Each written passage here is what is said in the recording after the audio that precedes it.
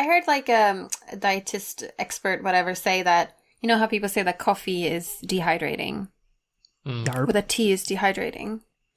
I heard someone say that, sure, it's a bit more dehydrating than water, but it's still mostly water.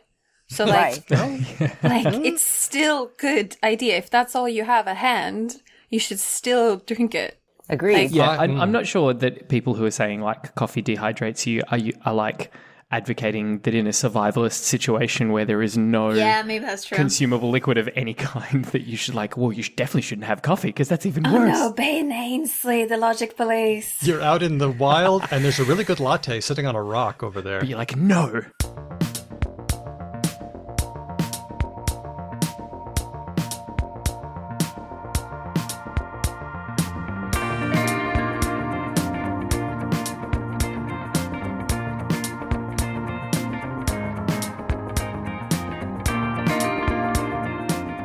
Hello and welcome to this episode of Because Language, a show about linguistics, the science of language. My name's Daniel Midgley. Let's meet the team. He's a happy-go-lucky, devil-may-care ne'er-do-well. It's Ben Ainsley. I would have also enjoyed Rake, just thrown in there somewhere. Yeah, I just always really like the name Rake. But that's okay. That's okay. For next time. Yeah, okay. She's a good-hearted, smooth-talking Johnny-come-lately. It's Henry Kierkegaard. I like it when there's something that's a little bit of an insult, because I don't like the ones that are just like, oh, everyone's amazing. I like that. Yeah.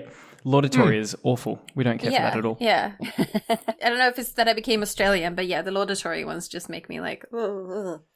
Based on Daniel's introduction, I'm not going to, but I kind of want to speak in like 40s gangster Dick Tracy like voice for the rest of the show because he described us both that way. Rah, we're Johnny come lately, no good, ne'er do well, fly by night type, see? Fly by night, I forgot that. Dang. But you'll notice that all the terms I use to describe you contain hyphens. Exactly. Yes, indeed. So because I'm not the English speaker, I actually didn't catch that. It was subtle.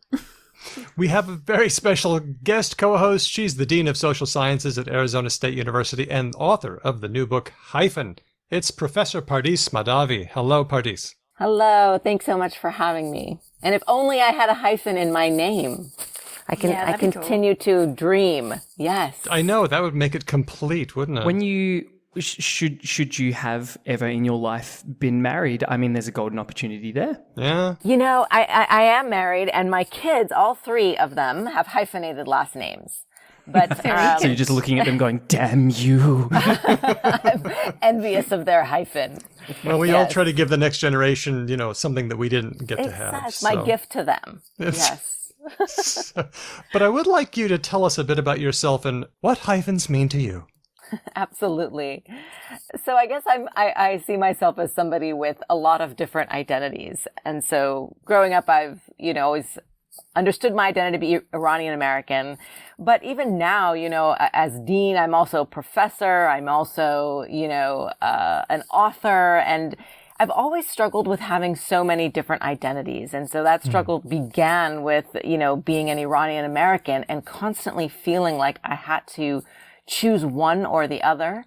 And I even find today in my daily life that I get most exhausted when I'm trying to just be the dean or just be the professor, as opposed to, living in the hyphen. I don't have to be just Iranian or American. That hyphen, living inside it, is a beautiful, comfortable, powerful place of belonging for me. And my life has changed since I've found belonging inside the hyphen. That's beautiful. Wow. That's such a great way to say it. And it's such a simple character, just a simple stroke of a pen. Yes, but there's so much. It's tiny but mighty. There's so much more to this little orthographic concept. Oh, well, we are going to explore this as we discuss your book. But first, we have some news. But even before that, a bit of a plug. We recently had a... That was wow. That was smooth. I'm laying out the outline in reverse order. You just greased that pig right up, didn't you? Memento, backwards.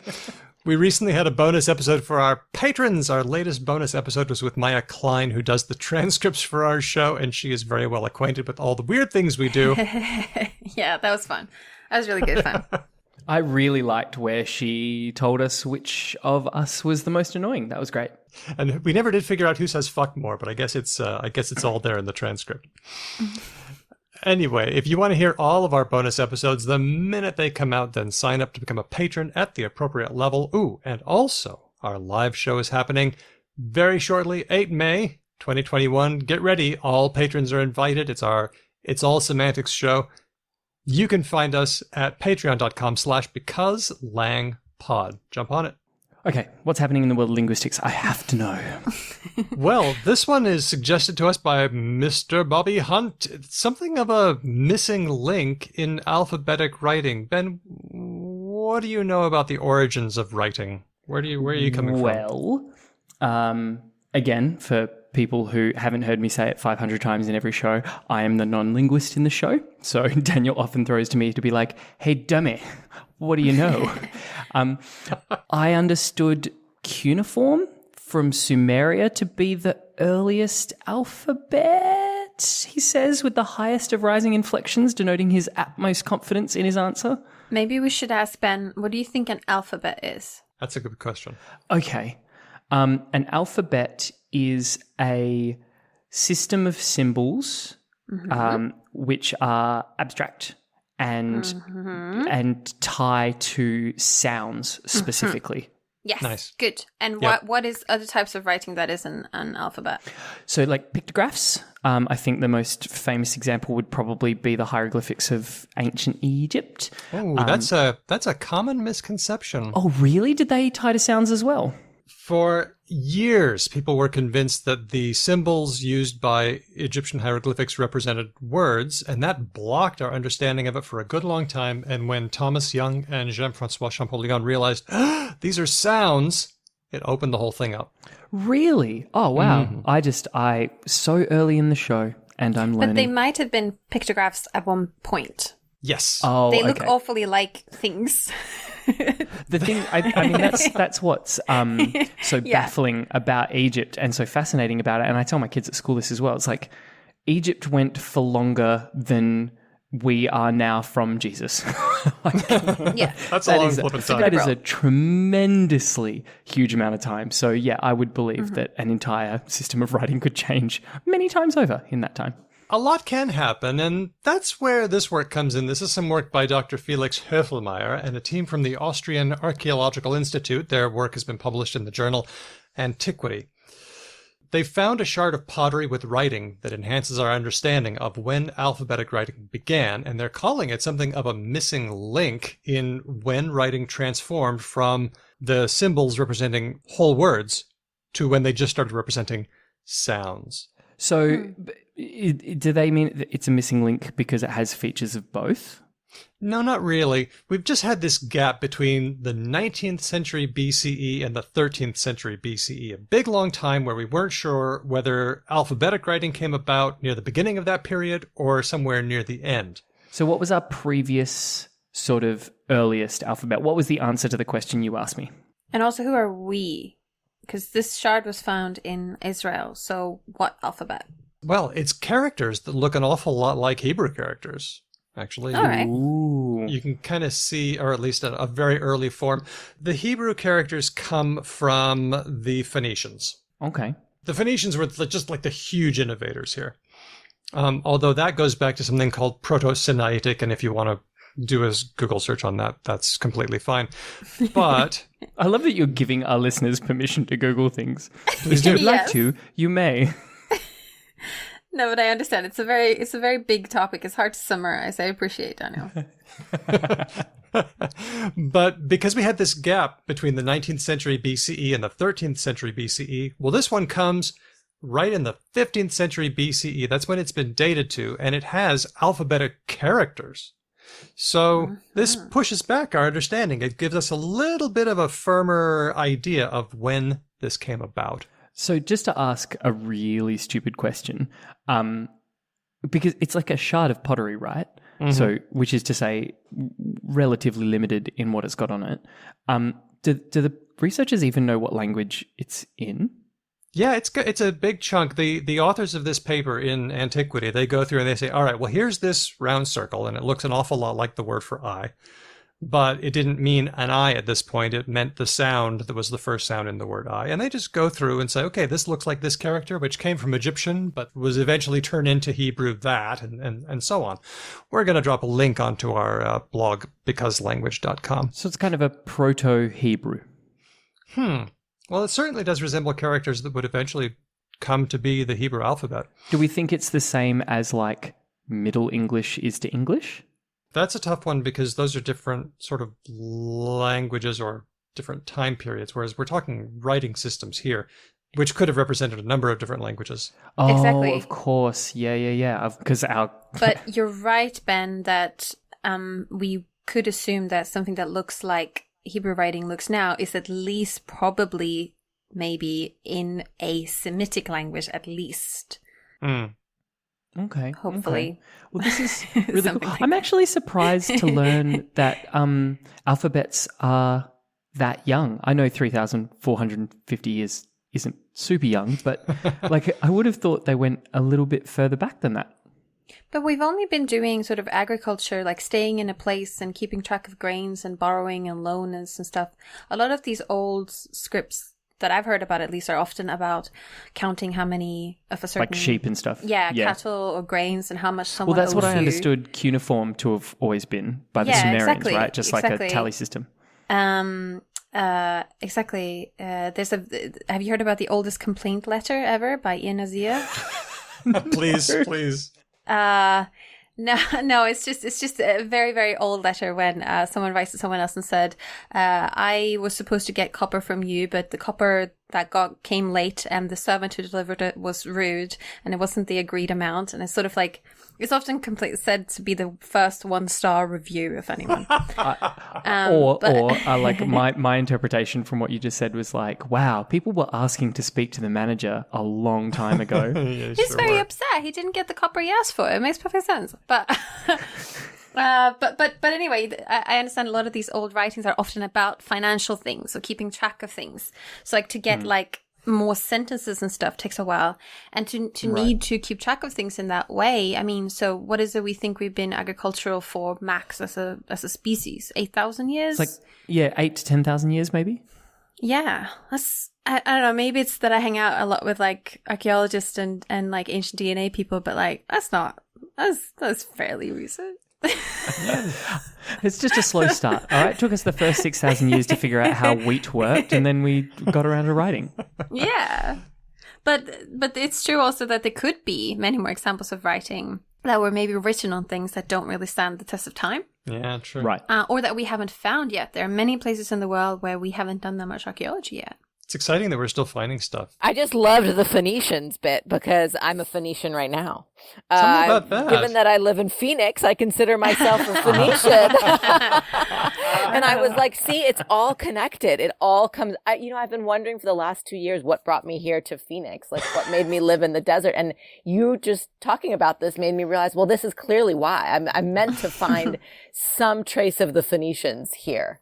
They're such mystery people. Please tell me Phoenix people don't call themselves Phoenicians. We Do they? actually do. We Please tell me that they actually do. Daniel, Of course how we dare do. you? I had no idea. Yes, we're very proud of it, and we have this like little Phoenician symbol that dots the highways and the like little cityscape. And when you fly in, That you is see the little amazing. Phoenician symbol, and it's like, "Welcome to Phoenix, home of the Phoenicians." That's amazing. That is my very favorite local demonym I've ever heard.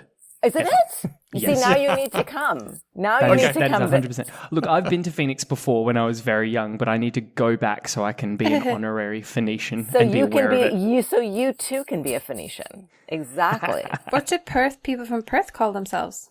That's a good question. I don't think we have a good demonym. The best one I've heard that would actually Perthians. probably classify as a Perthers. demonym might be Perthling. Perthling. Oh, I Perthling. like that's a good one. Perthling That's is cute. good. Sounds like you're all small. Yes. It's accurate. Perthling. I've heard Perthling. I've heard Perthian. Yeah, I like Perthian. Perthian. Yeah. Pertheusis. I would go with that. Perthians. And if you're a significant Perthian, then you are a personality. Oh, No one uses that that's for good. you. surely. That's good. Yes, they do. Oh we my use God. it derisively to talk about like D-list people. Yes, okay. exactly. It's like, I don't know, maybe it's not the same thing, but like ANU in Canberra, Australian National University, likes to say that they're educating thought leaders. So ANU students will sometimes jokingly refer to each other as thought leaders just because it's such a bad idea, it's a wanky name. And I think personality is also like some PR person thought they had a really good idea. No. It's the opposite. It's like, you know how like every city, like Pardis will know this as well, like you have the person who like presents the main news in that city. And so literally everyone in that city knows that person. So they're huge in that city and literally no one outside of that city has any idea of who they are. So this is what we mean by personality. Okay. Oh, I like it. That's a little bit cute. I like that. that. The Perthling is cute too because it's got the otherworldly, like futuristic. So, you know, it's like the Phoenicians were like, you know, we're living in the way, way past. Perthlings, you all are living in the way, way future. So it's got a really interesting sense of temporality to it, to me. What else have we got in the news, or are we still buttoning? Just to wrap up this topic, the other interesting thing about this work is that we shouldn't really think of the alphabetic system as entirely the result of Egyptian writing coming in and taking over, but rather there was collaboration between the Egyptians and the people who were in the Levant. I love that. Very cool. Okay. Next in our news, I was scouring the internet for some news for a segment, and I came across this article in the Taipei Times from a couple of months ago, where they announced that they've made a new policy that students in first and second year junior high school will be taking weekly classes in one of Taiwan's local or native languages.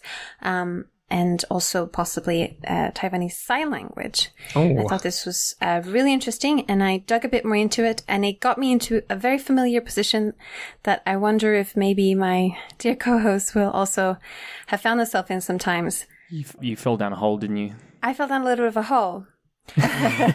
you fell down a big information hole. Never happens. Yeah. It's a language hole. Yeah. Yep. So, you know about Mandarin Chinese. Right? Yep. Of course. I have heard about this language, yes. You have? Okay. Have you heard about Taiwanese Mandarin Chinese? I actually have, yes. I mean, my husband is Chinese American, and of course, one of the people in my book is Chinese American. That's right. And really teases out kind of the connections between actually the language and the words that are used and the concepts, like the cultural concepts. And so, you know, Chinese, as my understanding is that it's almost like, and I could be wrong, so you have to correct me, but my understanding is that it's almost like a Creole in a sense, right? If we're trying to sort of make the comparison. Wow. One of the things that I find so fascinating though, is the way in which the characters themselves also change in the different sort of dialects of Chinese, like how the characters look. And if you could see me on a camera right now, I'd be like drawing some characters. But this is the problem with being a professor, right? Yeah. Exactly, because in mainland China, they tend to favor the simplified Chinese characters as they're often known, whereas in Taiwan, they tend to favor what's called traditional, which in a simple way, they traditional tend to have more strokes and more components, and the simplified tend to have fewer. The simplified also sometimes merges different signs. But as I was reading about this, I learned that about 70% of Taiwanese people descend from what is sometimes called Hoklo immigrants, who arrived on the island prior to the start of Japanese rule in the 1800s. And they speak something that is sometimes called Hoklo, Holo, Taiwanese Hokkien, or Southern Min. And at this point, I was seeing these words that I've seen so many other times before. And so for example, this language or dialect of Southern Min or whichever label we choose to label it is one of these languages that is being offered in schools. So Taiwanese school is generally in Taiwanese Mandarin Chinese. But what will be offered is also Hoklo and also Hakka, which is another Sino-Tibetan language, Taiwanese Sign Language.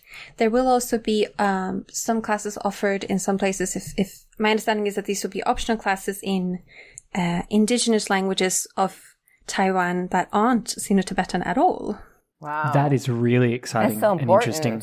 Yeah, that is, I mean, we're here at ASU, we're offering a lot of indigenous languages, because of course we sit on land in Arizona that's, we have over 33 tribes in Arizona. And so we're doing the same thing here. We're offering languages that if we don't teach them here at university, those languages are going to get lost. So I'm glad to hear that they're doing that in the school. Yeah. And my limited understanding of a lot of indigenous sort of sovereignty in Asian nations is that it really isn't much of a thing a lot of the time. Like, I know the Japanese are very much not interested in sort of elevating the Ainu people and the Ainu language or anything like that. So it's really, really exciting, I think, to see that the Taiwanese are actually making a real concerted effort to put the spotlight on indigenous languages. Yeah, I'm wondering how much of a spotlight it is. So the main mandatory thing that will be offered is Hoklo, Hakka, and Taiwanese Sign Language. So Hoklo and Hakka are both Sino-Tibetan, and then there will be an optional element of other non-Sino-Tibetan indigenous languages. And I looked up some stats. So it's about 2.3% of the population of Taiwan are registered as some sort of and here the terms are also different. So like indigenous or aboriginal people, and the Amis people is the largest group of those. And there's about 10,000 people there who speak Amis as a first language. So I, in my research endeavor, I work on Austronesian languages, and these are Austronesian languages. So I feel a bit familiar with these languages. But when it comes to all these Chinese languages, in like a better word, where a lot of these get grouped into, a lot of them melt into each other a bit. I think maybe Pardis, what you were talking about with a Creole or maybe a Koine. And I was thinking, as I was falling down this rabbit hole of trying to tease out, like, oh, okay, so some people are calling this a dialect, some people are calling this a language, some people are grouping this with this and saying this is similar. I was thinking maybe we should actually just do a show on it and invite someone who knows better. I have behind the scenes, I have some suggestions for Ben and Daniel for people we could invite, because it's a lot, but the end bit of the news segment is that besides Mandarin Chinese, in Taiwanese schools, they will also be offering other languages of Taiwan. Which is also really political, right? I mean, that's the really interesting component of it, is that this is a serious political move. I lived in Singapore when my kids were young, and, talk about Hokkien, right? There was a real push for Hokkien, right? But the school that my kids went to, half the day was in Mandarin and half the day was in English. And so, and then my kids would come home and I would speak Persian or Farsi to them. And so they were all sorts of confused. But it was very political, right? Like what languages were being taught was very political. So that's really interesting that Taiwan's stepping out in front. And I think going back to Hedvig's point about what is a dialect and what is a language, I mean, it's the same answer, right? It's just very political.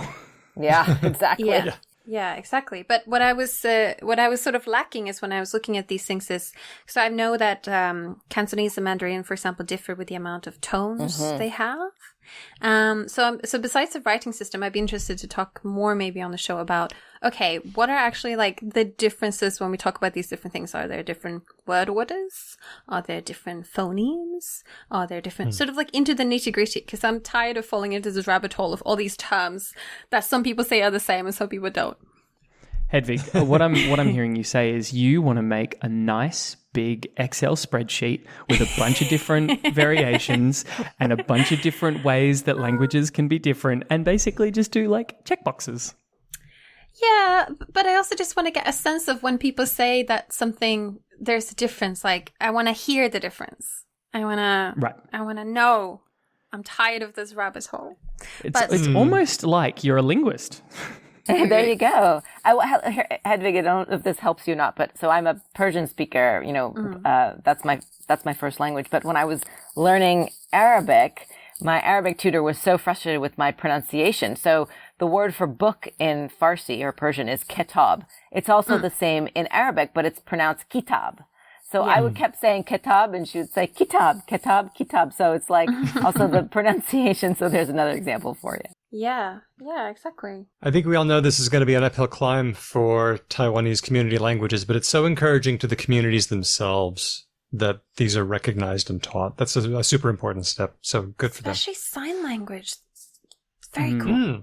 That one surprised me. If it was only Hakka and Hokkien, I would have been a bit cynical and like, oh, this is a political thing. But when I saw sign language in there, I was like, oh, this looks a little bit cool. I'm into this. It's like if you can like shoot for your political goals, but also do some good along the way. Let's call that kind of a neutral win, like a neutral lawful neutral or something.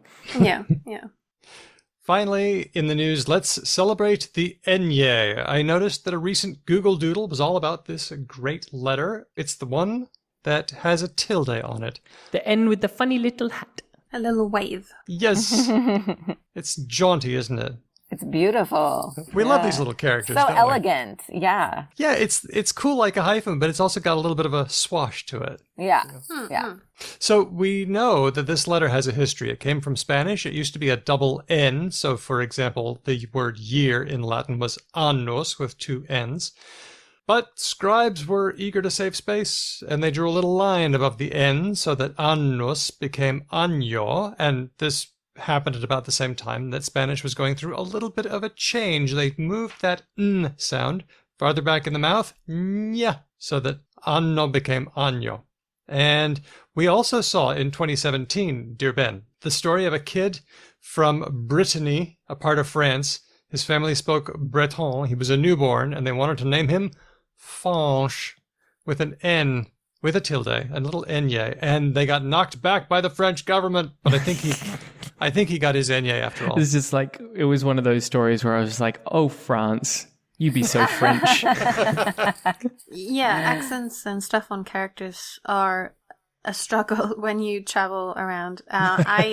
Do we speak from experience? I just have a dot over an A in my last name. It's not very tricky, but I like to I don't like having to just submit to not having it. I'm getting tired of that. So I'm trying to just tell people, okay, if you write just an A, just know that, it's not legally my name. Like, you can write it like that if you feel comfortable and you can't find the things on your keyboard and you don't know how to Google. But just FYI, that's not my name. And I told HR where I now work, and they frowned. They said, oh, we don't know. Yeah, we don't have that character on our keys. And I was like, it's okay. Just FYI, if it comes, it's not my legal name. I'll go by this if you want. I find it very baffling that a person in HR in Germany, when they must come across so many Scandi people with funky letters, are just like, how do you make the letters have the hats? I don't. Well, and it's so depressing because if you think about and I have a chapter of this in my book, people at Google spend, months and months and months coding for, at Google or at different sort of, people who are in the kind of coding space spend so much time coding for these different symbols. And then I think when they hear that people can't find them on the keyboard, they're like, come on, we just put all that time into the code. And literally, when I can't find things, if I don't know how to make the Enya, this character we're talking about now, I literally Google stupid stuff like N with a wave on it. And then I get it, and I copy paste. And just copy paste it. Yeah, it's so easy. But I did get a piece of paper that I got to sign where I said that I would concede that for the purposes of HR here, Skiergard was my name. Of course, I got a thing to sign. I always get things to sign. How do you feel about, instead of ring A, how do you feel about two A's? I feel better. Thanks for asking. So, for people who have funny characters in this name, this might be a familiar experience, because if you look in your passport, most passports has a little line at the bottom where it has these characters. It looks like it's supposed to be very easily machine readable. And that's because it is. And in that system, they use this ASCII convention of using a double A for that character. And I don't mind that as much. No, I don't.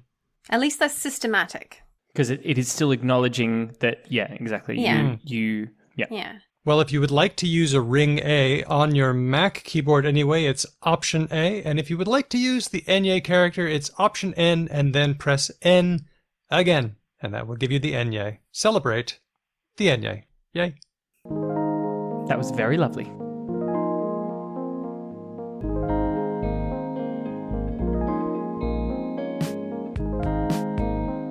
We are here with Professor Pardis Mahdavi, author of the book Hyphen, which we have had a read of, and I quite enjoyed it. Thank you. I'm glad to hear that. It interweaves the stories of people and their exploration of identity and self, and it brings in some good solid linguistics research to show how the hyphen, this little mark, combines words, but it also combines identities. And Pardis, you as an Iranian American yourself, you are, now I hesitate to use the term hyphenated American, because that hasn't always been complimentary, has it? Right. I mean, as we've been talking about on this show, it's very political, but actually it's coming back. And so many of us are now embracing that hyphenated American. So yes, I would consider myself a hyphenated American, because we've worked hard to bring that, a positive feeling back to that moniker, if you will. Yeah. Now, how did you decide to go about it this way, in such a like interspersing the personal with the more distant research? Well, Daniel, for me, the hyphen is personal, right?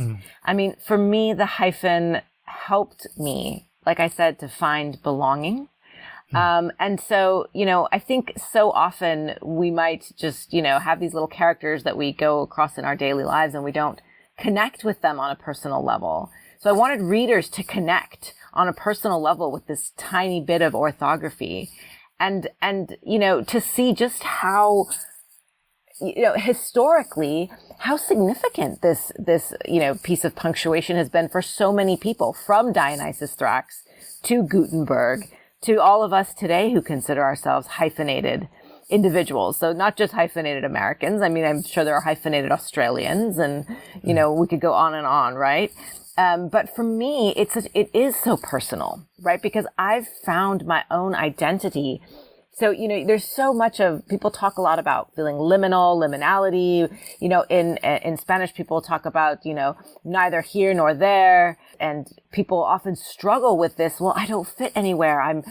I'm too Iranian in America and I'm too American in Iran, right? I mean, in the United States growing up, I was very aware that I had this very complicated name, right? And then I would show up at school with my lunchbox, packed full of aromatic, Persian food, and which really set me apart from the other kids in Minneapolis. Oof. So Yeah, you can imagine, right? There is some bland food up that way. Exactly. It got better when we moved to California, but initially here I am, this, young girl, way too Iranian in America. My English, had an accent to it, because of course I didn't learn English until I was 5. And so I very much was aware of being, not fitting in the United States. So then all my life I thought, well, once I go to Iran, I'll fit in there, right? That's going to be, the homeland. That's going to be where I belong. And then I arrive in Iran. I began to do field work. And of course, I've written a number of books on Iran.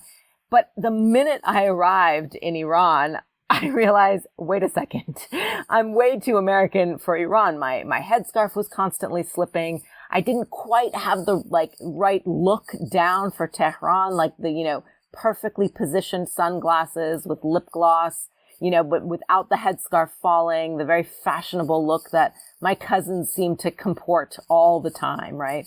And so I had this shocking realization that I didn't belong there either. Now, of course, so many of us can relate to that, this sort of, I don't belong here, I don't belong there.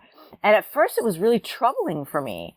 But when I started to actually read more about, other hyphenated Americans and actually the journey of the phrase hyphenated American, and even going back in time to learning about the hyphen itself as being a piece of orthography meant to connect, meant to create belonging, I actually suddenly realized I don't have to live on one side or the other of the hyphen. I can live in it.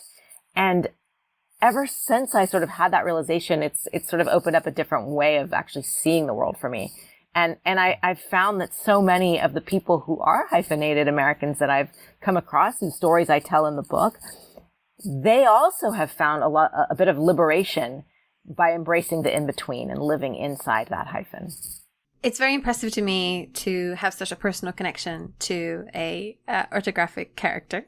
And I like it, and I think it's a tone and it's an angle that makes a lot of sense. I was wondering where to start. So, should we start with the very oldest sort of Greek and others usage of hyphens? Sure, we can start with where the hyphen actually comes from, right? Sounds good. So we can start with your favorite and mine, Dionysus Thrax. Right. So the ancient Greek grammarian, who probably most people don't give a second thought to, but I love, thinking about his contemplations as he roamed the library halls of Alexandria, right? And he was struggling because he was quite fixated on language as spoken versus language as written. Mm-hmm. And so in The Art of Grammar, or Techne Grammatike, he comes up with what we would later call a sublinear hyphen. He comes up with this beautiful little kind of bow-shaped, marker underneath two words that sutures the words together for the reader or the singer in that case, right? Because, of course, at that time, a lot of these things, the words that appeared on a page were sung. And so he wanted to help make a distinction for the singer between two words that were indeed separate, but that should have a piece or a ring of the song that brings them together. It was his way of demarcating that two words belong together. So even Thrax was thinking about this question of belonging, which I think plagues so many of us in the world today here in 2021. So when did it do a little hop and sort of get in the middle of the line? Yeah. So, I mean, there's some debate about this, actually, but, the sublinear hyphen did continue to be used in Greek texts for centuries. Now, while the Romans had initially adopted the Greek writing practice of writing without spaces, it was actually by the 8th century when Celtic monks, who were struggling with the unspaced Latin text, they found a new use for the hyphen that the Romans would quickly adopt. So the Celtic scribes, they were having a hard time sort of prying apart the sutured together words and concepts that their non-Latin speaking linguistic skills couldn't grasp. So they broke up and inserted words, dividing them in an attempt to make sense of them. But of course, remember, they were writing on stone, right? And so rather than start their writing over or procure a new piece of stone or very expensive parchment, they decided to make a new purpose for the hyphen, which was dividing, right? So they used the hyphen to divide words or concepts that they didn't understand. So that's when the sort of the more elegant sublinear bow-shaped U hyphen that was used to fuse words and highlight words that belong together was erased and replaced with a straight line dividing marker of punctuation. That's really interesting. My God, I just feel so sorry for these poor Celtic monks. Imagine a language that's not your own, and they're like, also, it's all just one big text. So have fun with that. I took Latin in secondary school, and usually our Latin books had lovely spaces between words so that we could, learn it. But we went on a field trip to Rome and saw some columns and stuff, and they, didn't have any.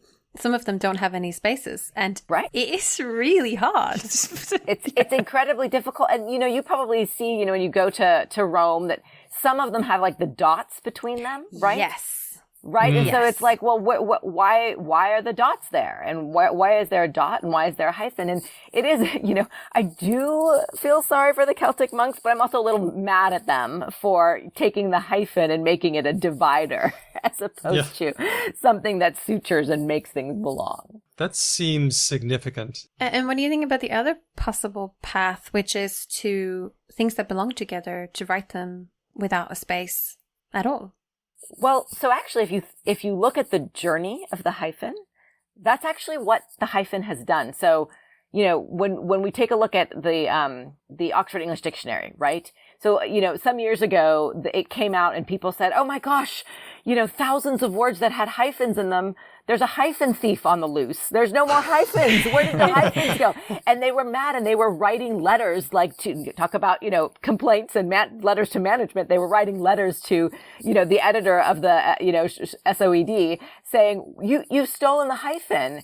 And the reality is that actually what had happened was the hyphen had eventually brought words together, right? And so over time, you know, you had two words that began. So let's talk like way station, because the hyphen itself is a way station, right? So way station, two separate words. Then you hyphenate them to show that they can belong together in a sentence. But then it actually dropped the hyphen and you drop the space ahead big as you're suggesting. And it then just becomes way station. But it's actually the hyphen that brought them there, that actually created that journey and created that new word without the space. But you still need the hyphen to take us from two seemingly separate words to then a concept that then can enter sort of, you know, narrative, language, or discourse as one word. So in the shorter Oxford English Dictionary, when they actually removed the hyphen from some 16,000 words, that was actually, you know, a credit to the hyphen because they removed the hyphen from words that no longer needed to be hyphenated, but that could actually be seen together. Exactly. And that's probably what the hyphen said. And this is a pattern that you can see over and over again if you poke around in the Google Books Ngram corpus. You look at a word like goodbye. I've done this a bunch of times. You see good space bye, good hyphen bye, and then goodbye, or even good night. You know, the two-word version is initially more popular, then the hyphen version really takes over. And then in the last maybe 30, 40 years, we see one-word versions, and it happens over and over again with hairbrush and icebox and lots of other things. Exactly.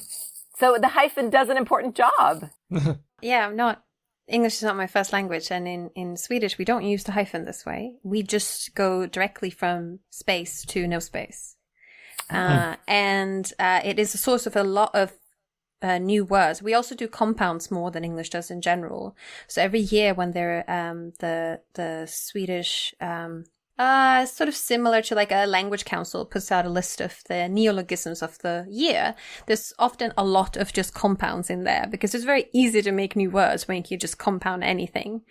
And we use the hyphen in some other ways, but it is actually fascinating. It's a bit hard for me actually as a second language speaker sometimes to know where in the transition a word is with English, because I can hear something and think, oh, well, that sounds like the way that the stress goes in those sounds like it should be one word, but then my beloved husband, for example, proofreads my text and says, no, they're written as two. And I just like, sometimes I just throw up my hands. And one of those is data point. Yes, yes. So Hedvig, I can actually relate. I can relate to you because I'm also, English was not my first language. And so I would be reading things and I would have the same struggle. Where do I put the emphasis? But I actually find that when the hyphen was there as that kind of way station, to use another one of my favorite hyphenated words, it actually helped my brain sort of understand how to then stress what words.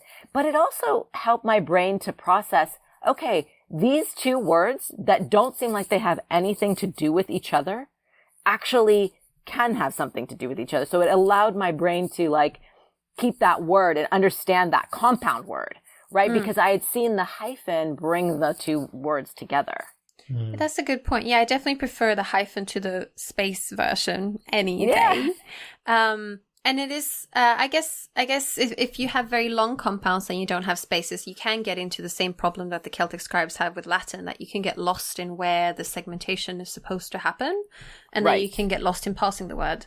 It doesn't happen that often, but I can see it happening. And I definitely prefer the hyphen, to this. But we must protect ourselves from the eventual apocalyptic linguistic frontier that is Old Latin. It's so funny that you say that, because in Sweden, the rhetoric is exactly the opposite. We must protect ourselves from English's bad influence on us to put spaces where we shouldn't have them. Oh, see? Well, then the hyphen will solve all your problems too. It's a transnational diplomat. That's not a bad point. The one rule that I know about hyphens is that you don't use them if you have an expression like, this happens once in a lifetime. Right. But if you take that and then you pick it up and you use it as a modifier, a once in a lifetime opportunity, then you do use hyphens to keep it together and show that that's a modifier. But we're even dropping those. I was amazed to find in the book hyphen that New York, when used as an adjective or used as a modifier, like New York Public Library, got a hyphen. And it had it forever. Yes. That's weird to me. Yes. And still to this day, you actually have places where because it's been etched in stone, Daniel, New York still has a hyphen. Yep. Amazing. Even things like high school student, we would never hyphenate that anymore. So hyphens are disappearing from a lot of words, but in issues of identity, like being an Iranian American, seems like these are going to stick around. Is this the last stand of the hyphen? Well, so let me say this. Hyphens may be disappearing from a lot of words, but they're also, I think, appearing or reappearing. They're sort of, we were talking earlier about the afterlife, right? They're just reincarnated, right? Right. And so, a little bit later, we'll talk about my word of the day or my phrase of the day, which I am going to predict for you all right now. They're two separate words, but I predict for you all that they're going to have a hyphen pretty soon, and then it'll be one word probably 30 years from now. Whoa, so you'll have to come back to me on that in 30 years. How do you like that foreshadowing? Ooh. You like that? A little bit of a thriller, a little bit edge to your seat.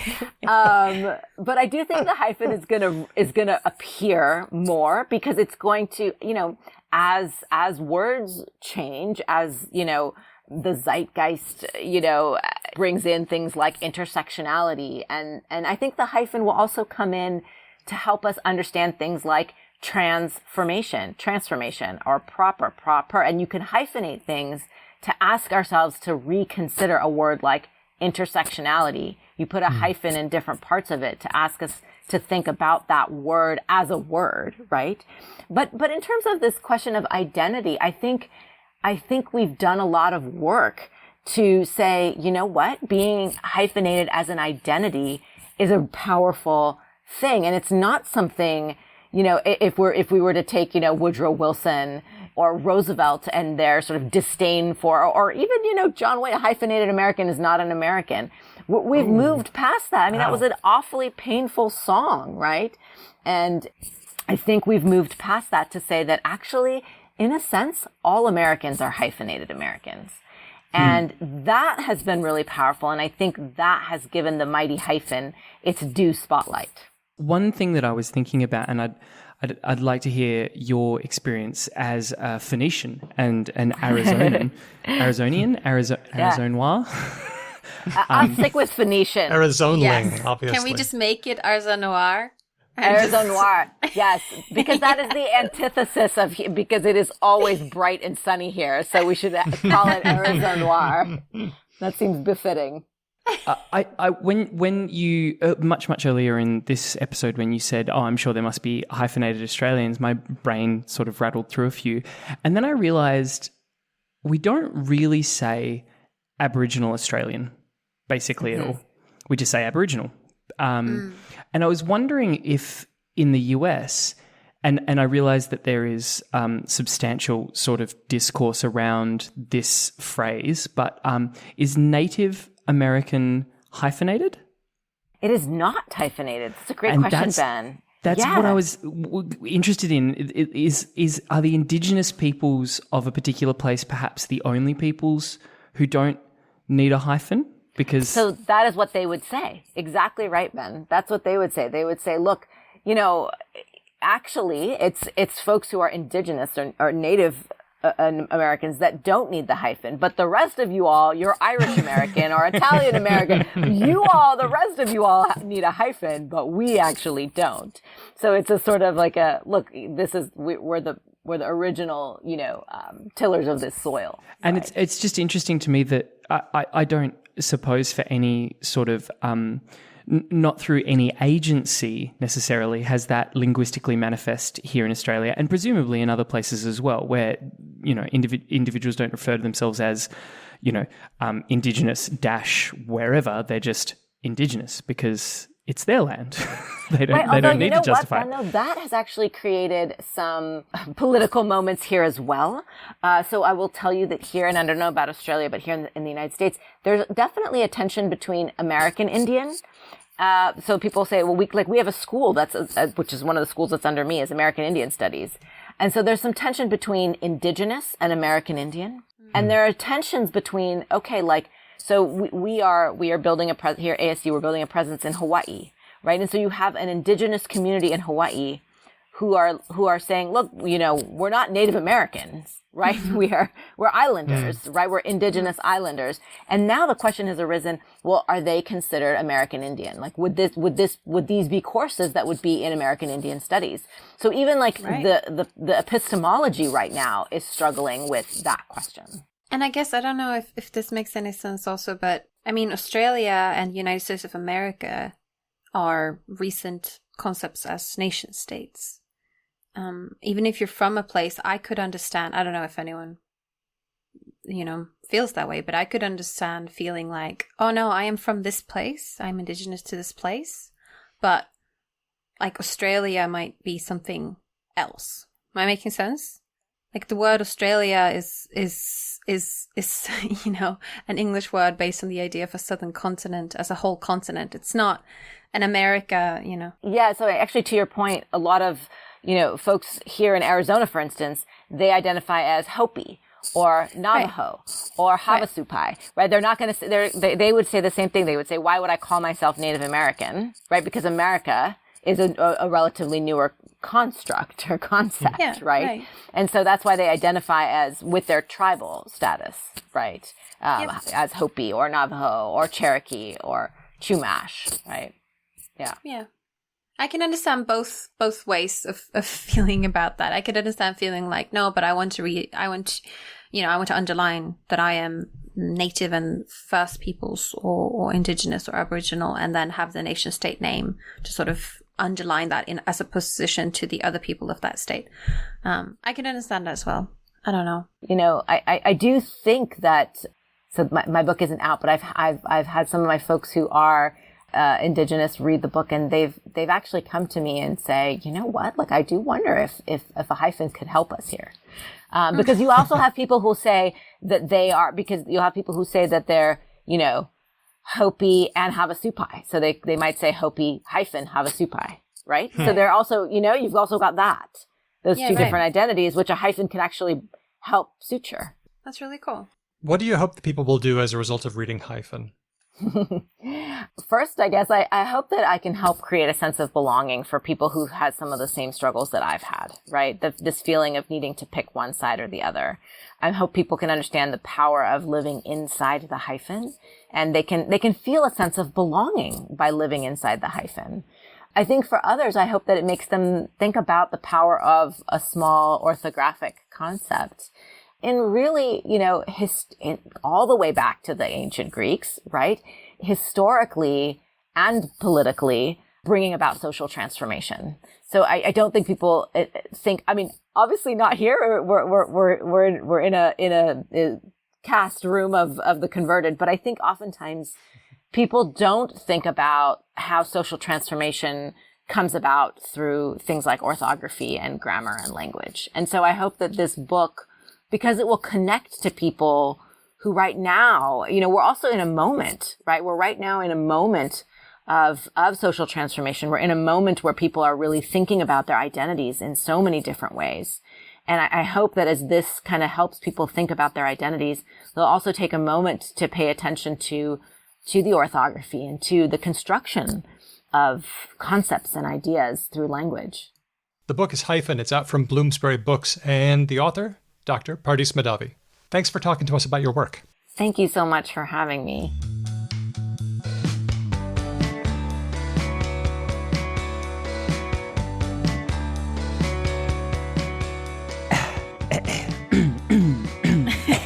Sorry, I just have to clear my throat because I hate Word of the Week so much. No, I'm not going to go back to the pretend. That was my old me, and I have done a lot of therapy. I've made a lot of ground, and I have come to realize that Word of the Week is a necessary growth opportunity that I must take with both hands. So I welcome, Pardis, your offering to the altar of my pain. It's very brave. It is very brave. I so admire you.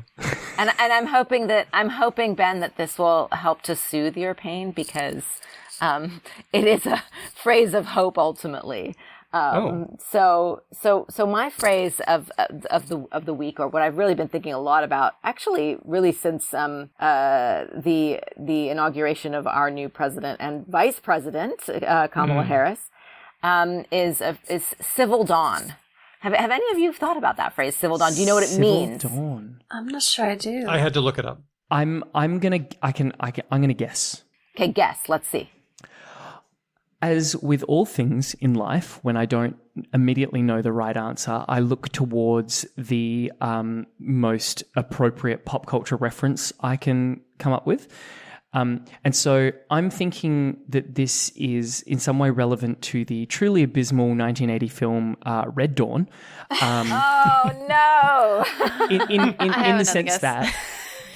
In the sense that Red Dawn basically is a story about like how the Russians invade and some like plucky teenagers need to like fight the good fight against the invaders. I'm Wolverines! Oh, that's not a story of hope, Ben. That's No. But if we change that for just a second, right, and we recast the plucky teenagers as having won, and the plucky teenagers in this context being people who aren't like insane right-wing nutbags, then the Civil Dawn would be like the decent people coming back and taking over again. Yeah. Okay. So now you're actually on the yes. You're on the right trajectory. Yes. Gets there eventually, it. doesn't it? Yeah. So yes, go for it. Can I ask first how the last word of that is spelled? Yes. So dawn is spelled D-A-W-N. Oh, okay. I thought it was D-O-N, and I had a totally different. I thought it was going to be garb. Godfather. Oh no, Yeah. like. Do you have the quad merger, Hedvig? That's really fun. I like Nedvig. Okay, but wait, Hedvig, you're not totally off. Okay, are you ready? There is the guard part does come in, but go ahead, finish, and then I'll tell you actually how that comes in. No, I thought it was going to be, that you don something is to wear something. Ah, okay, to wear. Okay. But Do on. So I thought it was Yes. going to, I've been watching a lot of fashion videos on YouTube lately, and I watched a whole one of the inauguration, and everyone was very impressed with everyone's clothes options. True. You're right, actually, and the color scheme. So Yes, that's true. very Okay, much. I wish it was that, but not exactly. Daniel, do you want to venture a guess? Or well, you already looked it up, right? I did. I had to check it out, and it was a term that I was not familiar with. Okay. So for our listeners, Civil Dawn is it's actually a nautical term, right? So it's actually the moment when the geometric center of the sun is 6 degrees below the horizon in the morning. Okay. It's preceded by nautical twilight. And so, I've been thinking a lot about this question of a new dawn, right? This new, we were in a period of darkness here. And I was thinking about that. And I was also thinking a lot about, so as you know, I do research on Iran.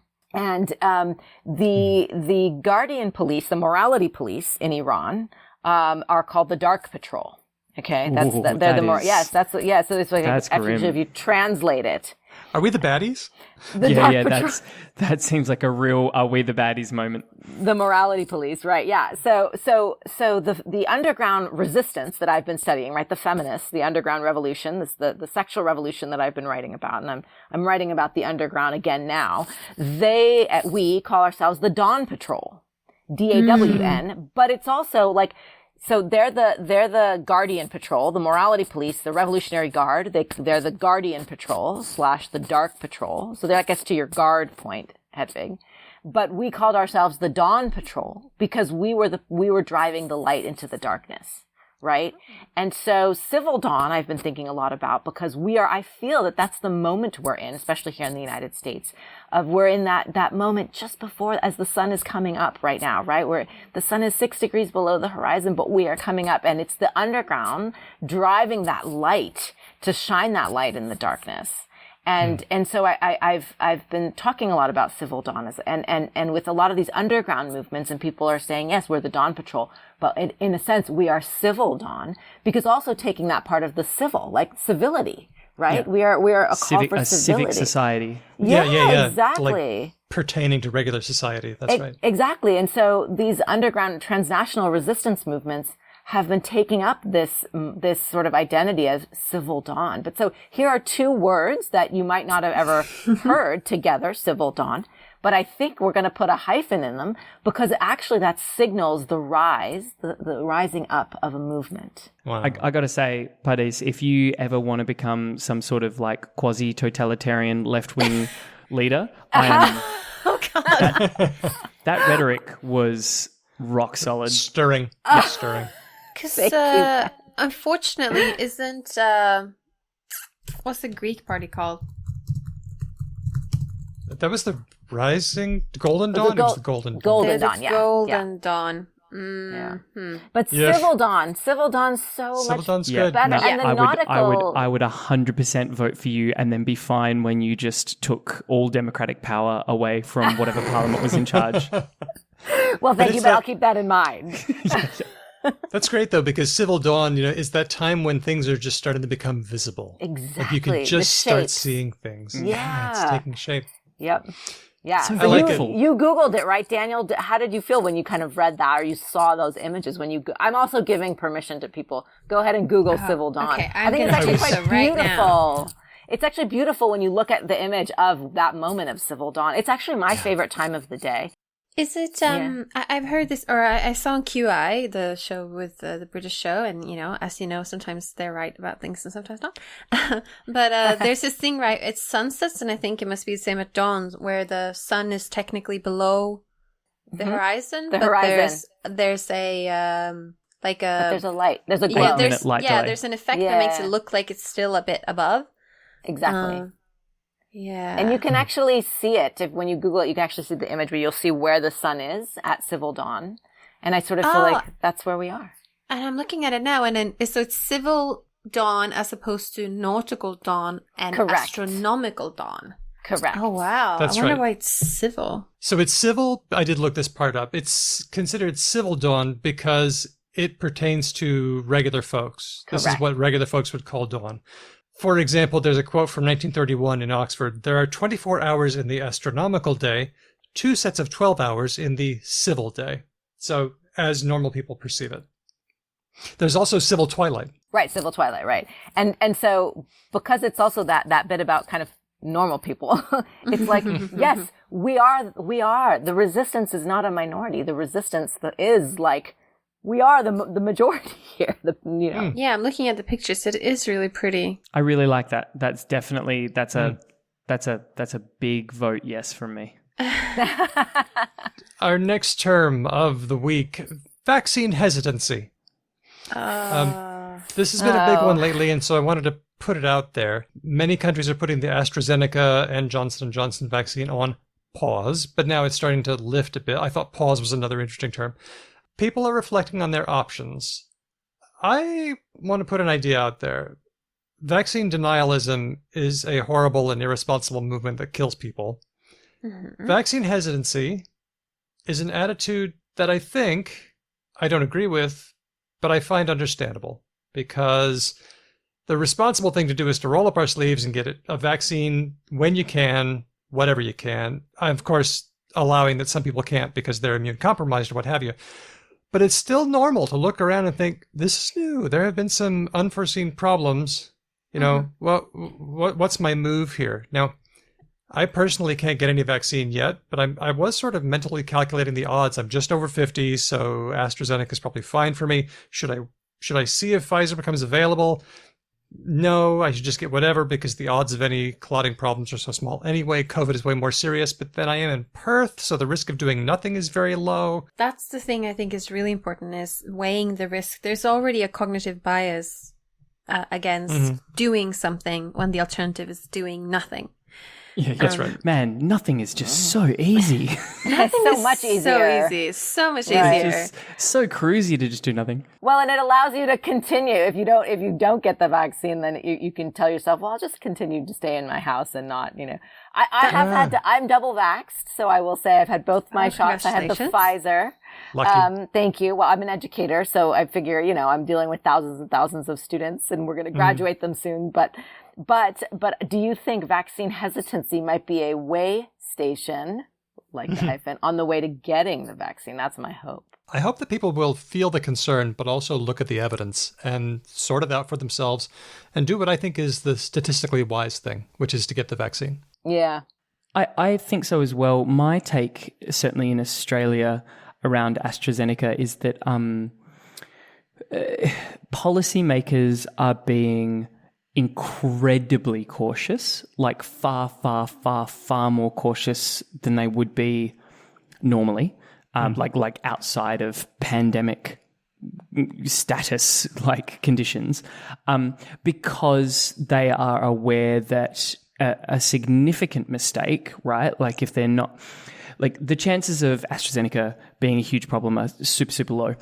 But if it becomes a huge problem, then because of the space that we're in and because anti-vaxxing is a thing and all that kind of stuff, it could seriously compromise the public's trust in a vaccine push. And so I think they're just being, if I can be really uncharitable, they're basically like, people are pretty dumb. If we make a mistake here, we'll lose them forever, basically. Yeah. And so we need to really, really, really make sure that we don't make a silly mistake. And to be really charitable, they're probably also saying, like, losing anyone's life over a vaccine is really, really bad and we need to make sure it doesn't happen. Or at least it happens as infrequently as is humanly possible. So I understand from a policy standpoint why the pause is there. I'm with you, Daniel. I just really, really hope that we as human beings sort of take up the gauntlet that they just kind of left there for a second when they say, yep, we're all good, it's safe. And we go, okay, cool, thank you for taking a closer look, we appreciate that. And boom, now I'm getting stuck with a needle. Me too. It's a sign that the system works. I'm yet again going to surprise Ben. Ben has this idea that the Australian Broadcasting Corporation in Australia doesn't make much good radio. Is that not true, Ben? No, you've educated me since then. Yeah, okay, yes, I do believe that. Okay, well, once again, I want to point to the wonderful ABC show, The Signal, where they've done multiple episodes about this, and specifically about vaccine hesitancy, where they talked about what is it like as a government to say we're going to have a pause? Does that create more problems or less problems? Because you can argue, like you were saying, that if you take a pause, you could make it seem to the public like you're taking it very seriously and investigating it very seriously, and then when they unpause it, that should make people think, oh yeah, this is a good thing. But it tends to just make people more cautious overall. Right. Which is here in Germany, we have an election in September. And just last Wednesday, they decided that non-prioritized groups are allowed to have the AstraZeneca vaccine. So I'm on a waiting list. I don't know. I'm hoping I'll get the same. Excited. Yep. It definitely gives a sense of freedom of movement once you get it. It definitely feels much better. I'll say that. I definitely feel that. Yeah. I'm a superhero against this one very specific thing. Very tiny, yes. Small but mighty virus. Yes. Let's go to the next one. One of the fun things about white supremacy is watching out for nativist dog whistles. People who are white supremacists just try to find a way to promote white people stuff without saying the word white. So there are lots of ways to do it. If you're a dumb racist, you say Judeo-Christian values. Mm-hmm. If you're a smart racist, you refer to the Western intellectual tradition. Oh, God. Yeah. Right. Or how about this one? Enlightenment era values. Those are good things, but people are picking them up and using them in the service of something bad. Just to be clear, during the Enlightenment, we had slavery and colonialism, right? Just checking. And also, people like weirdly worship the state of naturalness of humans. That is a little bit creepy as well. Like, we're all supposed to live in the forest without our shoes on or something. I don't know. Well, and the sort of founding fathers discourse, we get that a lot in the U.S., right? It's like, well, our founding fathers, like, yes, well, our founding fathers exactly, like, did not, had slaves, etc., right? But if you're a super dumb racist who is convinced that, say, the votes of black people shouldn't count because they're somehow low-quality votes, have we got a term for you, and it's a hyphen, one of our words of the week, Anglo-Saxon, as a synonym for white. It's back. Can we do just a super quick tour on what this? Because I remember growing up and people would say this as a synonym for white. what does it actually mean?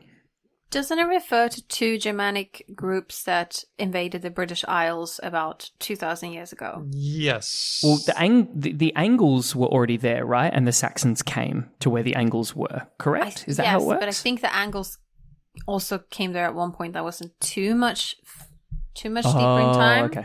Because they were invited by the... Oh, sorry. No, I was gonna guess stuff. I prefer you knowing stuff.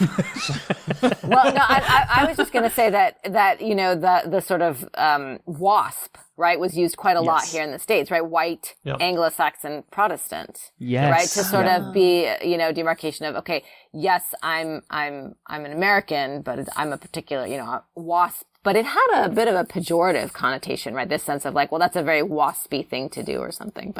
And it had white in it. Yeah. Yeah, and you exclude the Irish then and Catholics. Right. Catholics. Yeah. Interesting choices all Yeah, around. that's pretty specific. Good thing it's a 4-letter acronym.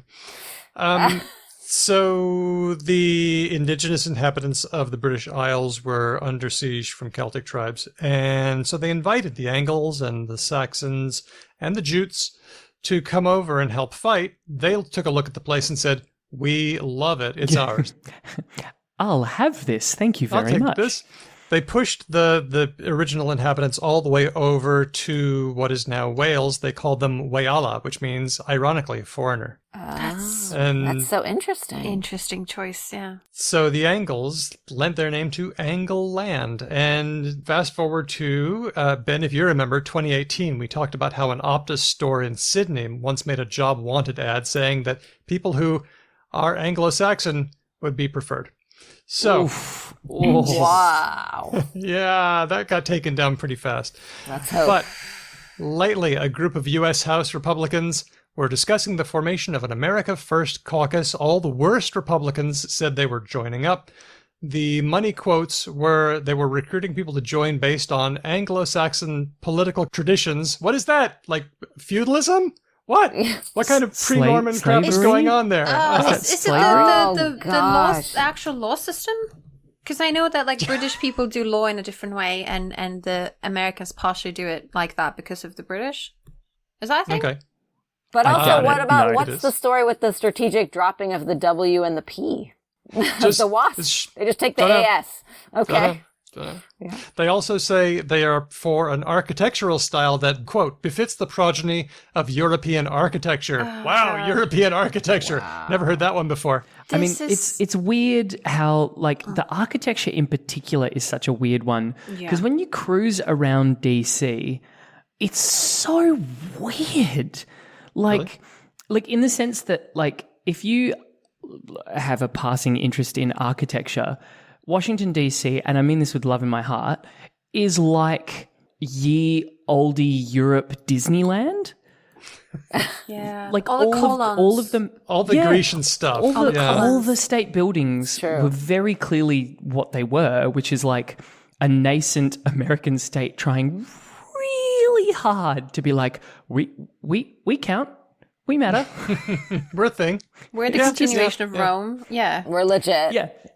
It's just so funny that now is like, oh, we must continue this grand tradition. It's like, you guys were just trying so hard to flex and everyone thought you were such doofuses when you did it. I just love how these Republicans, are for European architecture. They must just look at the Taj Mahal and just get so angry. And they also, when they say they're for European architecture, they're for Western continental European architecture. That's usually. True. And from a particular era. They probably don't want to make British Victorian townhouses. They don't want to make Soviet cool brutalist architecture. They don't want to make like Scandinavian functional 1960s design. There's a very particular thing they want. Not that Europe. Yeah. Just the Europe, like the one that's already here. And I'm not sure they want to have apartment buildings either. So I grew up in a turn of the century European 4-story apartment building, and I actually live in one right now as well.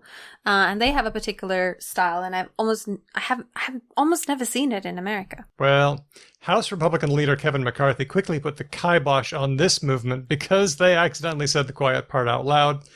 the Republican Party wants to be racist without looking racist, and they committed the sin of looking racist. So the organizers said, we're just going to quietly drop it. We're going to have to find a more effective dog whistle, because this dog whistle just was a whistle. Now, I know this is US-based, but pointing out racist dog whistles is kind of what we do. So sorry, Hedvig, but Anglo-Saxon is one of them. Okay. Finally, hard pants. Hard pants. What? Is anybody wearing hard pants right now? You know what I mean when I say hard pants, right? I do not. Oh, is it okay. not soft pants? Yes, that is exactly right. Is it uncomfortable pants? I'm wearing hard pants. Well, they can be. For this one, we need to go back. So we mentioned this on episode 18, but the lead got buried, and now people are starting to talk about hard pants. So let's take a quick listen to what happened with lexicographer Corey Stamper back in episode 18. I have had a long conversation with friends of mine about finding the best soft pants, which is one of those sort of amazing terms that only the pandemic could give. You know, soft pants being like comfortable pants you wear at home, and of course hard pants then being business trousers that you wear in the office. Hard pants. So we call sweatpants soft pants in Swedish. So we're one step ahead of ya. I was going to say the Swedes are so much better at so many things in America. But we don't have hard pants. We don't have hard. I like hard pants. That's very good. You like hard pants? Hard pants is a great term, but it's because it's one of those that you say it and you know exactly what you mean by it. Like, oh yes, hard pants. They're not actually Jeans are hard pants, but yeah. Mm-hmm. Is that a retronym?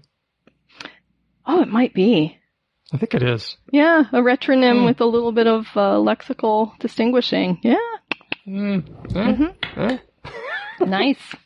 I think it needs a hyphen. Oh. Hard pants. Yeah. I agree. I'd be up for that. I think I would be way more excited about it if it had a hyphen, because I wouldn't have put hard with pants. But now that I think of it, now that I heard that, it makes sense. But I still need the hyphen for my brain to digest it. It's true what they say. When all you have is a hammer, everything's a nail. Ben. I couldn't resist. Hey, Pardis, would you put hyphen on sweatpants? Oh yeah. Well, actually, sweatpants. I would put.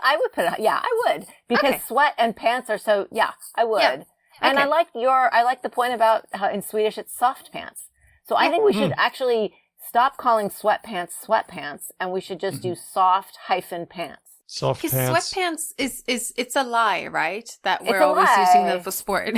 Yeah, but in fact, I like to save my sweatpants and not work out in them. I work out in like my shorts or my Lululemon leggings. Well, I was just about to say, we've actually had a whole nother generation of garments take up the mantle of the lie. So we've had sweatpants, which people for 40 years have not been sweating in, and now we have activewear, which people are just not active in. Yeah. And then hard pants that aren't even hard. Have you heard athleisure? Oh, athleisure, Yeah, of course. same. It's Oh, everything. that's a good one. I like that. The Phoenicians are all about athleisure. It's something about it being warm all the time here that everyone even comes to work in their athleisure now. Fair enough. But All right. So I wanted to give that one its due. It's on the record now. Hard pants. So here we go. Civil Dawn. Vaccine hesitancy. Anglo-Saxon. Hard pants and maybe even athleisure. You can spell those with hyphens or without. We're not going to complain, but they are all our words of the week. Few comments. Glyph says, I'm currently listening to the transcription episode, and I wanted to comment on Daniel's statement that it is unfair that non-English speaking scientists have to learn English to get their papers indexed well by Google Scholar. We have to learn English anyway if we want to intersect with the broader research community, to collaborate, to read other people's papers, and to get ours read. English is the lingua franca in the end, and it is really helpful that I only have to learn a single language to interact with everyone in my area of research instead of like 5 or 6. Quick comments? That is true, but as we were looking at some examples during that, if you're researching about Hebrew and articles about Hebrew in Hebrew aren't coming up, then there's a bit of a problem, right? Because you're right. You want to interact with everyone in your research area. That's a very good point. I think this is a very good point in general. We don't want to go back to this like Renaissance ideal that like everyone needs to learn ancient Greek and Latin and everything, because that means only spoiled kids will do research, and that's no fun. But there are research topics where the lingua franca isn't necessarily English. Right, like French. Yeah. Yep. Yeah. Yep. Let's talk for a moment about the Amanda Gorman translation controversy. Amanda Gorman, of course, being the Black poet who presented her poetry at Joe Biden's presidential inauguration in the USA. And the work has been translated into many languages, but of course there has been some controversy as a translator in Catalan was taken off the job. It was felt that because he was not a Black woman, that perhaps he wasn't the right person to do that work. And there has been controversy in other countries as well. So Lula Learn on Twitter says, Episode 24, really problematic. It reduces the ability to translate an experience solely on shared characteristics. There is more to me than just my race, and so my race alone should not determine who can or cannot study what I have to say. Continuing, any translation would still need to be peer-reviewed, not automatically okay just because the writer and translator share characteristics. Thoughts? So just so I'm following here, Lula Learn's sort of critique is that we shouldn't necessarily seek out translators who share characteristics with the author of the original work. I think Lula Learn is arguing against a kind of racial reductionism, which I completely agree with and am not arguing for. But their point is that if you were to try and seek out translators who have a large sort of overlap in Venn diagram of sort of like identity characteristics, that is engaging in a kind of reductionism. Or that it is accepting like a candidate for the job who is less competent than the alternative, which is the thing I take a bit of an issue with. But that's a false binary, yeah, right? Yeah. That's I like reject a false that binary. Yeah, I completely. reject the binary of like excellence and people when they say excellence and diversity are a binary. That's a false binary. So I would reject that framing completely. Yeah, exactly. I would agree. I was just, before I pushed back on Lula Land's point, I just wanted to make sure that I understood what was being said here. I would, without wanting to be too combative, I would mostly disagree. I don't think that looking to find someone who has a deep kinship and understanding with the author is engaging in reductionism necessarily. I don't think anyone was advocating like find any Black person you can, that'll do. I think that when you're, especially something as ephemeral as poetry, you definitely want a person who is able to tap into, as much as is possible, a significant amount of that individual's lived experience. I wouldn't think that that's reductionist on any level. Comment from Rianne on our Discord channel, who had thoughts. There is a huge lack of representation in translation. Full stop. Sweeping anecdotal statement, but the translators I know are all from white upper middle class and above backgrounds. The more unusual the language, in quotes, the whiter and more middle class the translator. I say this as a painfully white, painfully middle class Swedish English translator, and our translator gene pool is tiny.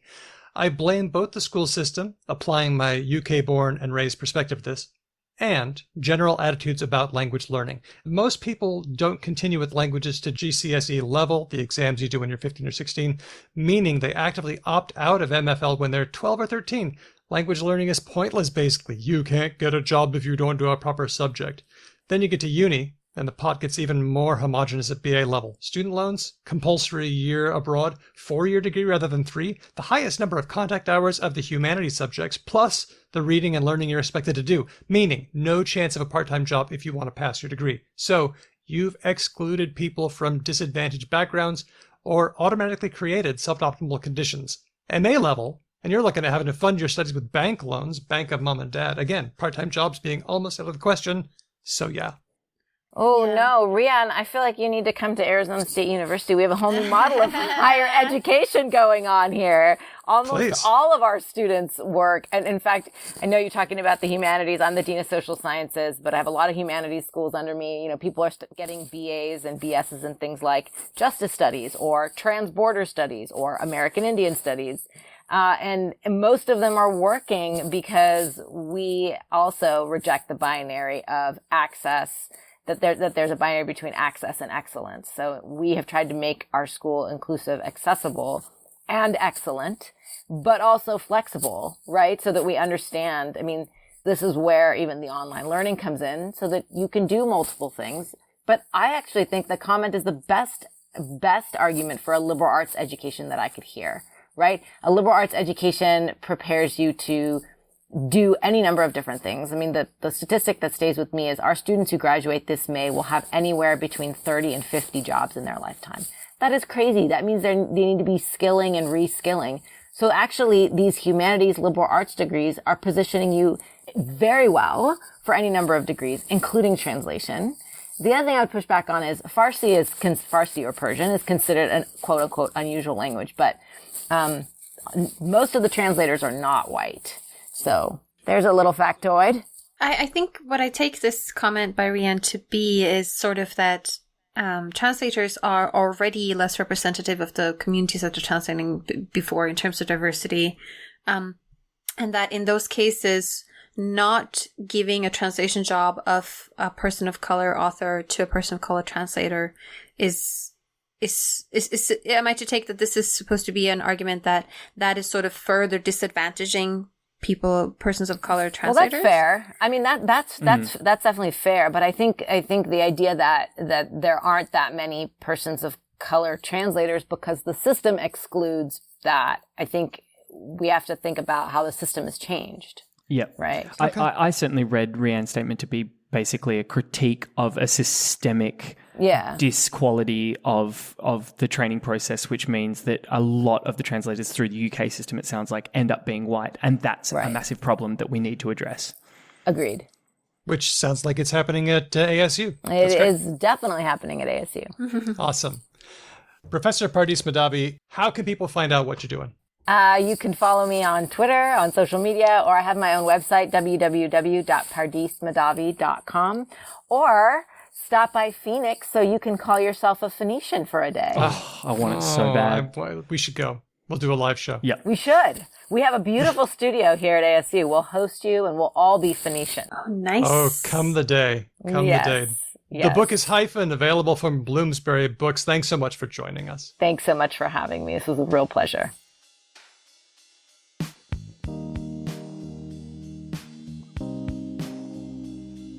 We have had such a delight on today's show, but if you have a question, comment, or you just want to say hi and get in touch with us, we are Because Lang Pod on Facebook, Twitter, Instagram, Mastodon, Patreon, TikTok, and Clubhouse. And if there is some other impossible to imagine social network that you would like to engage with Daniel on, just tell him and he will make an account on that on that platform.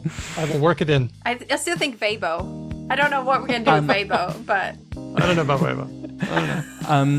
I have weird feels. I also would encourage anyone who is listening, I really like reading out people's feedback at the end of the shows, but what I would like even more is hearing your voices. So if we can figure out some way for people to send recorded snippets to us that we can just play, so we don't have to add weird inflections to your voice and you don't have to listen to us say your words and then be like, no, that's not at all what I was saying, then give us your voice. I think you could probably even email us if it's not too long. Just email us an MP3 of what you've recorded. hello@becauselanguage.com. Yeah, use your basic voice recorder app that almost everyone will have on their smartphones. And then just fling it to us via that ancient telegraphy pathway of email. And of course, please go out and tell heaps of people about how great our show is. If you've liked this show, just infect some other person with your linguistic love.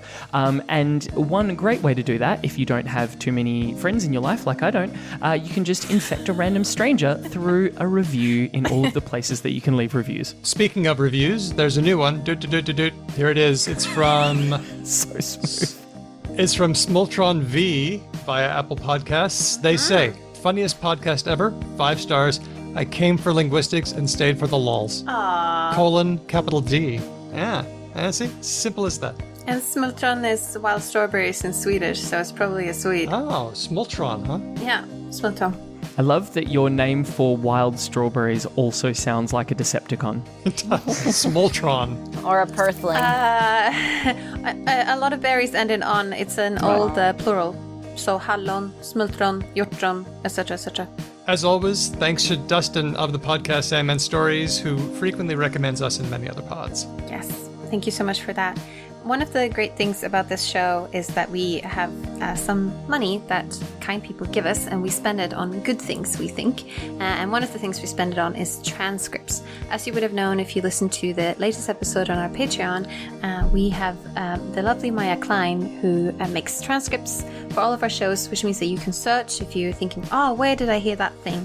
You can search for our transcripts and find it. And it also means that for people who struggle to listen or can't really catch everything we say, you can also go and look at the transcripts. And the thing that makes this possible is our lovely supporters on Patreon. We would like to give a shout out to our top patrons. They are Chris B, Chris L, Matt, Whitney, Damien, Joanna, Helen, Bob, Kate, Jack, Kitty, Lord Mortis, Lissa, Elias, Erica, Michael, Larry, Ben, Christopher, Dustin, Andy, Mai, James, Nigel, Kate, Jen, Nastrin, River, Nikolai, Aisha, Moe, Steele, Andrew, Manu, James, Shane, Eloise, Roger, Rianne, Jonathan, Colleen, Glyph, Ignacio, and Kevin. Thank you so much to all of you for your support. Isn't that just a great list of people? What a long list. Oh, it does the heart good. It's a long list. At what point do we stop reading out all Always, of them? forever, every single time. Our theme music has been written and performed by Drew Kofianov, who's a member of Ryan Bino and of Didion's Bible. Thanks for listening. We will catch you next time, because language. Okay, I'm going to stop. Hedvig, your beverage. I am drinking, for lack of a better word, chai. Yogi tea original with milk and sugar. Nice. It's essentially chai. Not going to judge. I'm trying to cut down on caffeine. So I'm exploring a lot of non-caffeinated hot beverages. That's cool. I found the easiest way for me to give up coffee, which I did several months ago, was just to have to wear a mask and smell my coffee breath. And then I was like, oh, no. Oh, gross. I don't care for this at all. I'm trying to cut up on coffee by consuming more of it. Why? Yeah, okay. Are you trying to teach coffee a lesson? Take that, coffee. I think I'm just pushing my limits. I think that's all it is. I love that is your version of pushing limits. I'm going to drink slightly more caffeine. Is it child related? No, I don't think so. Okay. What, so that they don't get it all? No. No, or so that you can stay ahead of them so you can keep going. Yeah. Yes. As its classic, use, a wakefulness promoting agent. Every parent, yeah. Exactly. I just need to stay one step ahead of the kid. Yeah. Can I ask, am I making it up, or does the word paradise mean enclosed garden? Yes, that's exactly right. Yes! In Hebrew. Yes. Wow, nice. You are totally right. It means, so it's pardes in Hebrew. And paradis also means paradise or enclosed garden in Persian. Yes. And so a lot of linguistic experts speculate that the word paradise actually came from both Persian and Hebrew, the word paradis. Makes perfect sense. Because there's a point in the Bible, right, where they get like outcasts, and I always in my mind thought there was like a wall. Like there's a wall, and like outside of the wall is like desert and like no man's land, and inside the wall is like the garden. It's like a paradise, the Garden of Paradise. Yeah, the Garden of Eden. Exactly right. Well, it kind of reminds me about how the Old Testament, people hate it when I say Old Testament, when the Torah, it didn't really concern itself with the afterlife until the Hebrews ran into Zoroastrians, and they were like, afterlife, cool, good idea. Yeah, we should let's put that in. Yeah, let's put that in. I could see a long con incentive to be very useful in this framework. I think so.